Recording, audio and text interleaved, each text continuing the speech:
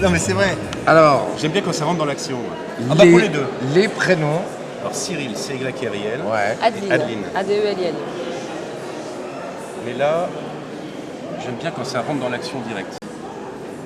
Mais pourquoi avez-vous organisé ce festival en tant que parrain? Alors, non, il faut rétablir les choses.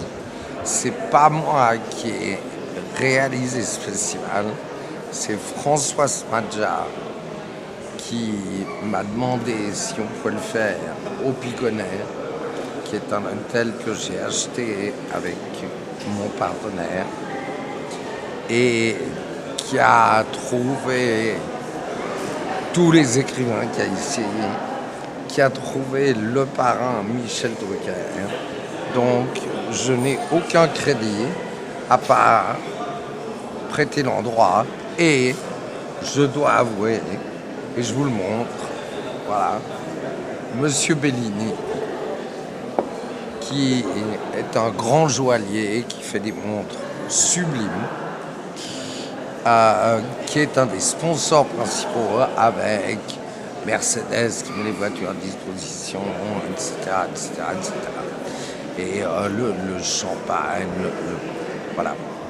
Mais Marcel Bellini est le sponsor financier de Plume de Sable. Voilà. Et pensez-vous que ce livre serait allé au-delà de la France, comme en Afrique, puisque c'est une livre. Ah oui, oui. Non, absolument, absolument. Oula. Il a été... on va couper ça. Hein. Il a été... il est déjà vendu dans plusieurs pays européens, anglo-saxons. Voilà. C'est un sujet qui se prête, je dirais, qui est très européen, très américain. Un peu ce que je disais avant, c'est que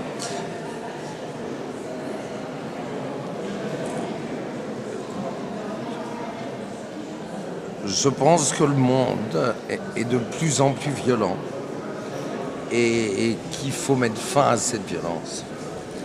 Et Comment? qu'il faut mettre fin. Comment? En arrêtant de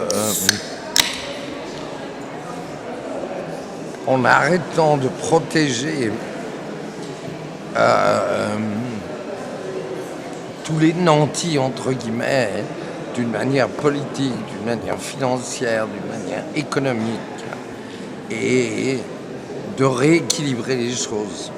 Et faut pas non plus arriver dans l'extrême américain où tout à coup tout le monde défouraille de tous les côtés, c'est le Far West. Mais on ne peut pas non plus dire à des policiers qui sont sous-nombre, qui sont mal payés, d'accepter de se faire tirer dessus. Et chaque fois qu'ils ripostent et qu'il se passe quelque chose de malheureux, il y a 2000 personnes dans la rue qui disent « enfoiré de flic ». C'est impossible. Il faut un équilibre. Il faut trouver cet équilibre. C'est comme quand je vois la police, les pompiers, le SAMU, les infirmières, les hôpitaux, etc., sont quand même des gens qui font un travail humanitaire, qui essayent d'aider la population et qui sont dans les plus mal payés de France. Ça n'a pas de sens. Donc c'est une vraie passion. Cette passion, il faut la respecter. Voilà. Êtes-vous en colère par rapport à ça, non? Et donc, le juge, c'est ce que lui dit au début un vieux monsieur, parce que le mec, depuis qu'on a décimé sa famille, il dort plus, et puis passe ses nuits à essayer de trouver la vengeance.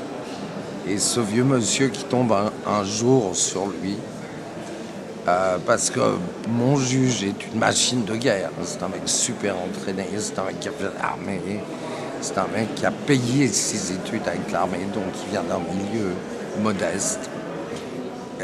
C'est un avocat à l'origine. Il paye ses études d'avocat en servant dans les guerres, dans tous ces trucs-là. Et il rencontre ce vieux mec qui a 81 et qui lui dit qu'il y a une grosse différence entre la vengeance et la justice.